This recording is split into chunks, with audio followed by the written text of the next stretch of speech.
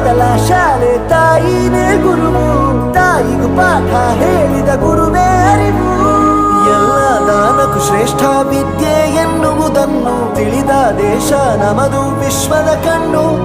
ಮುಂದೆ ಗುರಿ ಇರಬೇಕು, ಹಿಂದೆ ಗುರು ಇರಬೇಕು, ನಂಬಿ ನಡೆದರೆ ಸಾಕು ಸಾರ್ಥಕ ಬದುಕು.